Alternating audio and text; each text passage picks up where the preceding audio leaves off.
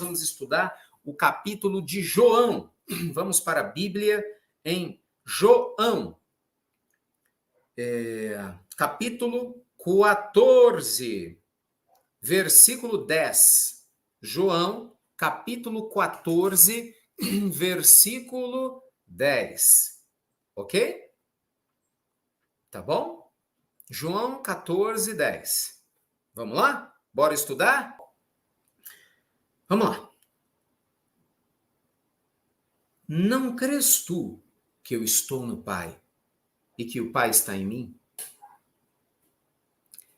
Não crês tu, diz Jesus para os discípulos, que eu estou no Pai e que o Pai está em mim? As palavras que eu vos digo, não as digo de mim mesmo, mas o Pai que está em mim é quem faz as obras. Crede-me, estou no Pai e o Pai em mim. Crede-me, ao menos, por causa das mesmas obras.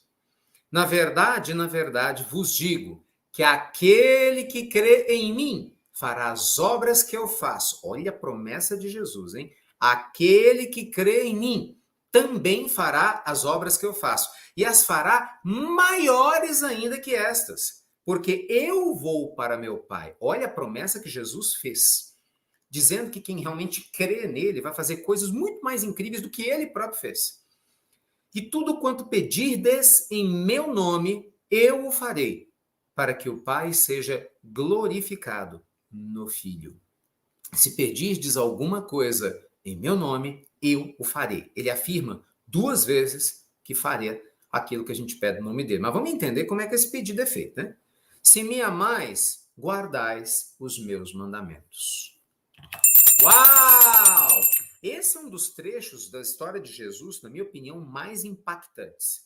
Isso aqui, assim, dá um seminário mega ultra profundo, né? Só esses versículos aqui que eu li para vocês, né? Esses 5 versículos que eu li para vocês, cada um deles. Você vê que aqui Jesus ele faz uma promessa mediúnica e de capacidade incrível de realização. Porque ele fala que a gente poderia fazer aquilo que ele fez e muito mais. E, obviamente, ele fez questões incríveis do ponto de vista mediúnico, mas ele impactou o coração humano. E se ele prometeu, ele deve estar tentando dizer alguma coisa com isso, obviamente. Ele diz que tudo aquilo que a gente pedir a ele, a Deus, em nome dele, nos será concedido. Mas ele começa falando o quê? Que nós temos que crer nele. E aí começa a história toda. O que é crer em Deus, em Jesus? O que é pedir a Deus e a Jesus? Como é que isso funciona, né? O que o mundo espiritual nos diz? Gente, é óbvio que muita gente fala assim, eu creio em Deus, né? Eu rezo todo dia, eu faço as minhas orações, eu vou na igreja, eu vou no culto, eu vou no centro. Né? Agora teve a pandemia, algumas pessoas não estão indo, tem coisa que ainda está fechada, fala, não tem problema. Eu rezo na minha casa, eu medito todo dia, eu leio livros. Então a pessoa tem, digamos, um ritual, né, de contato com ensinamentos sagrados, o que é muito importante. E na cabeça dessa pessoa, simplesmente isso é crer. Não, eu creio em Deus, sim. Se Deus quiser, tudo vai dar certo. Vai com Deus, meu filho. A pessoa fala, Deus, obrigado. Pois é, gente, mas esse crer que Jesus se refere, não é esse crer que a gente acredita normalmente. Porque esse crer que a gente acredita é um crer do intelecto, né? É um crer do, não, eu acredito que existe. Tá, mas isso não quer dizer nada se você não viver a sua crença. O que faz com que o nosso crer se torne uma transformação é exatamente a aplicação na nossa vida e o impacto de mudanças que isso traz. Então, crer em Deus, em Jesus, não é orar com a boca, é orar com a vida. É crer com a nossa forma de viver. Não são as palavras soltas ao vento que vão ter a vibração superior de mexer com o fluido cósmico universal, né? E, consequentemente, mudar estruturas físicas, materiais, existenciais na nossa vida. Então, esse é um ponto muito grande, né? Porque muita gente fala assim, mas olha, eu perdi minha fé porque tem 20 anos que eu vou na igreja, 30 anos que eu faço não sei o quê. Então, na cabeça da pessoa, a repetição de alguns hábitos que são importantes é o suficiente para crer. Não, não é. Não tem nada a ver uma coisa com a outra. Nada a ver uma coisa com a outra. Aliás, até o oposto, né? Tem gente que é analfabeto e crê mais do que eu e você que estamos aqui estudando, lendo livro. Porque a fé da pessoa transforma a vida dela. Ela é tão conectada na forma dela de viver, respeitando a natureza, os animais, as pessoas, né? Passando por dores, dificuldades com sabedoria, que mesmo sem saber falar direito, né, o idioma que ela eventualmente fale, mesmo sem ler livros, sem nada, ela vive uma vida tão robusta, tão linda, que a vibração que ela emite é extraordinária. Você acha que ela não crê mais em Deus do que necessariamente alguém que só lê e não vive? Entendeu? Então começa a analisar isso. Você tem essa onda de falar, mas eu rezo muito, não acontece muita coisa comigo, não. Então não é só rezar que funciona. E aí Jesus continua, né, dizendo, ó, que pedires em meu nome vos será concedido. Mas é a mesma coisa. Aí muita gente acha que pedir é isso. Não, mas eu estou rezando todo dia, estou pedindo, oh meu Deus, eu quero um emprego. Oh meu Deus, eu quero uma pessoa especial para mim. Oh meu Deus, eu quero... Mas a pessoa pede com medo de não receber, acha que não merece, pede, mas tem dúvida se isso realmente vai ser útil ou não vai ser útil. Então a gente precisa entender que existe uma conexão de entrega, né? Isso faz uma diferença muito grande. Pedir a Deus não só com as palavras, com a alma. Tem uma história linda que eu queria contar para vocês do Chico. Em determinado momento, o Chico já morava em Uberaba, já mais idoso, né? Quase 70 anos, ele ainda sofreria infarto, né? Teria problemas físicos muito graves. O Chico sempre tomou remédio controlado. E em um determinado momento, um dos seus médicos recomendou para ele, me falha a memória, o doutor Eurípides Tarran recomendou para ele um medicamento que ele precisava tomar. Esse medicamento era importante, só que ele não achava em lugar nenhum, né? Era um medicamento complicado. Procurou num lado, do outro e nada. E ele preocupado, né? Porque fisicamente, como ele estava às vezes comprometido, ele não conseguia trabalhar. Gente, o nível de consciência do Chico era muito interessante. O Chico ele vivia numa consciência de doação tão grande que a felicidade dele era doar. Então ele não pedia coisas por si, ele queria estar bem para os outros, que é a vibração do amor. Por isso que a gente aprende que quando a gente cuida da gente só para a gente é egoísmo. Mas se você cuida de você para que você esteja melhor para amar mais, isso é generosidade. E o Chico vivia isso. Então, olha que interessante. O Chico ele tinha um hábito, né, de escrever para algumas pessoas. As pessoas mandavam mensagens para ele e ele respondia as cartinhas que recebia. Os amigos ajudavam a responder as cartas. Me falha a memória que os domingos de manhã era o dia que ele respondia as cartas, né? Milhares, imagina que loucura, que difícil devia ser, para que ninguém ficasse sem resposta. Na medida do possível, ninguém ficasse sem resposta.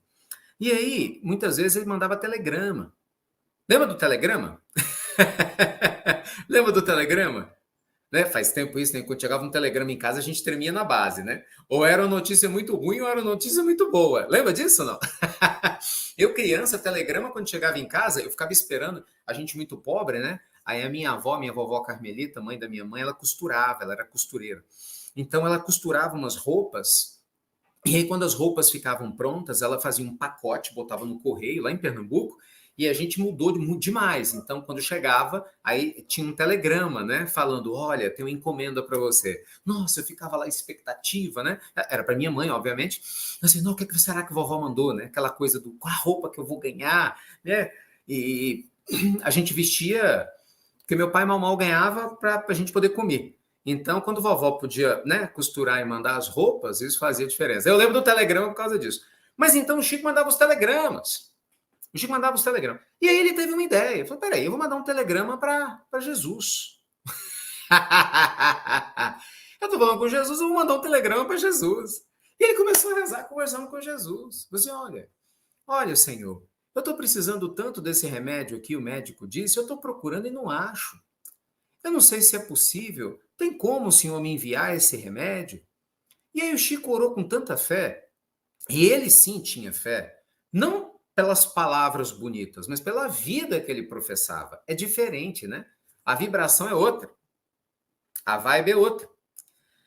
E aí passam uns dias e chega um pacote, olha que interessante, sem remetente, do Rio Grande do Sul, na casa do Chico, com o remédio. E o Chico ficou encantado com aquilo. Veja, Chico, que estava acostumado com tantas coisas fora do padrão, ficou encantado. em receber o remédio que ele já tinha procurado de todas as formas e não tinha achado, depois de mandar um telegrama para Jesus, né? E recebe o remédio. Mas ele começa a ficar preocupado. Muito interessante, né? Ele começa a ficar preocupado. Porque ele queria saber quem que era a pessoa para agradecer. Nisso, Emmanuel aparece para ele. E ele fala assim, Chico, o que aconteceu, Chico? Eu falo assim, olha, o senhor se lembra daquele remédio? Eu estava precisando muito que o doutor me passou. Eu mandei um telegrama para Jesus. E o senhor acredita que eu recebi o remédio? Mas mostrou a caixinha. Mas tá vendo essa caixinha? Não tem remetente. Eu queria agradecer, mas não sei quem eu agradeço. Aí Emmanuel chega para ele e falou assim, Chico, quem foi que você pediu o remédio? Jesus. Então, agradeça a ele. Agradeça a ele. Ele te ouviu. Olha que lição profunda, né? Quando a gente vai, sei lá, sabe, transcendendo a nossa velha forma de viver, a gente vai aprendendo a fazer coisas incríveis. E às vezes você olha o que eu estou te contando e fala, mas isso era o Chico, eu não sou o Chico. Não, gente, não tem nada disso não. Deus ama todos em igualdade de condições. Eu tenho certeza absoluta que você deve ter alguma história para contar. Absoluta. Eu tenho certeza absoluta que você deve ter alguma história de alguma oração que você fez, um pedido que você fez numa época da vida para você ou para outras pessoas e você recebeu. É porque a gente esquece, né? A gente tem o hábito de lembrar das dificuldades. A gente tem o hábito de lembrar daquilo que a gente não recebeu, porque por vezes não era bom para a gente receber. Mas a gente se esquece de quanta coisa a gente recebe, não é? Na oração, no dia a dia. Agora é lógico, né? Tudo isso assim é potencializado quando há uma entrega da alma, você concorda? Na nossa forma de viver. Então imagina o seguinte, imagina uma pessoa que ela passa a vida dela toda desconectada. E ela só vai rezar ou só vai conversar com Deus pedindo para ela, por um familiar, por alguma coisa, tipo assim, já fiz de tudo. Claro que o Senhor da vida escuta, porque ele é pai, é mãe, ele conhece a gente, mas e o mérito? Então, eventualmente, existe a misericórdia divina, a intercessão, até para ver se aumenta a fé de um sujeito que não tem vivido bem a sua vida? Existe. Mas não é a regra. A regra que Jesus ensinou não é essa. A regra é: viva a sua vida da melhor maneira possível. Sabe? Mande um telegrama constante para o Cristo, na sua forma de viver. Lembra? O bicho pegou, chama o sócio. É essa maneira de viver.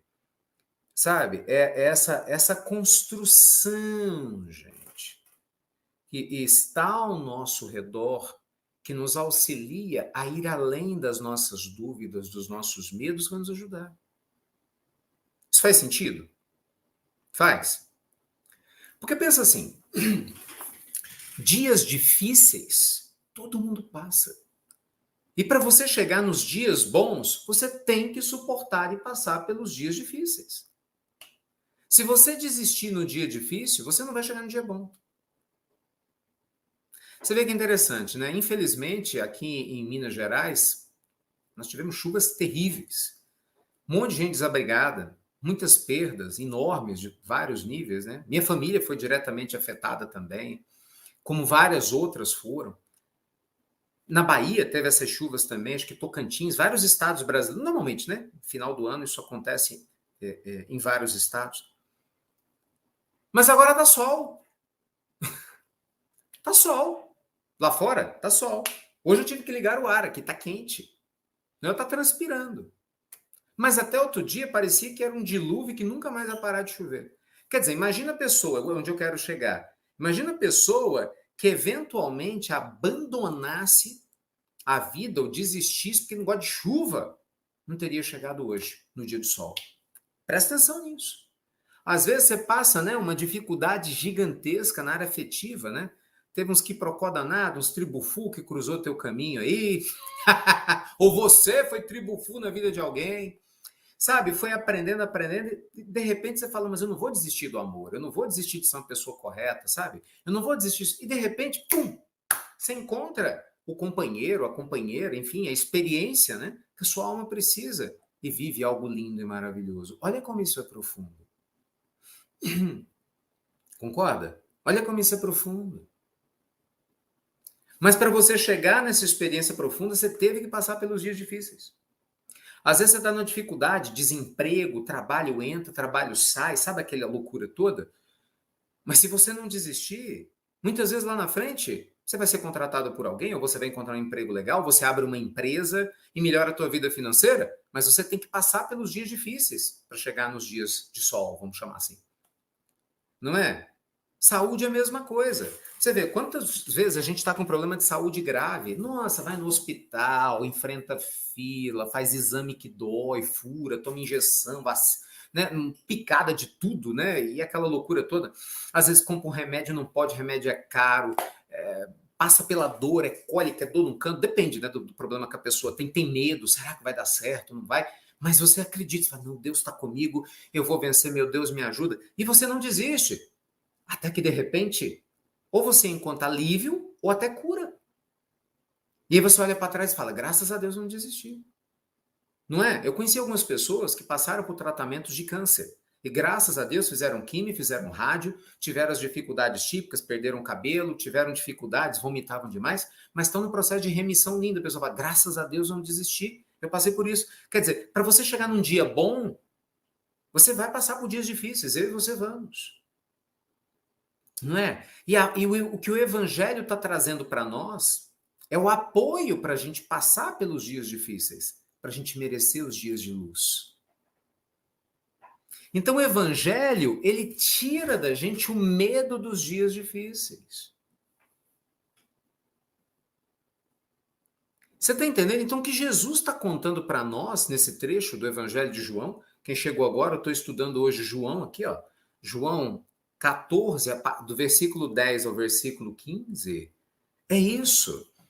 É a gente começar a se conectar de tal forma com Deus, com Jesus, com a espiritualidade superior, de maneira que nos dias difíceis a gente esteja ainda mais conectado com a nossa fé. Às vezes dá vontade de desistir, claro que dá. Não vou desistir, suicidar. Não, às vezes desistir. Às vezes você, vou desistir desse trabalho. Vou desistir desse meu filho. Sai. Você vai desistir desse casamento. Vou desistir desse tratamento. Entendeu? Desistir. Às vezes você está tentando um concurso, uma coisa que você quer. Não vou desistir. Calma. Calma. Calma. Não deixe os dias difíceis interferir na sua visão da vida. Tudo é sagrado, gente. Tudo é sagrado. Você entende isso? Tudo é sagrado. Quando a gente tem o olhar sacro para todas as coisas, a gente começa a ver o sagrado em absolutamente tudo.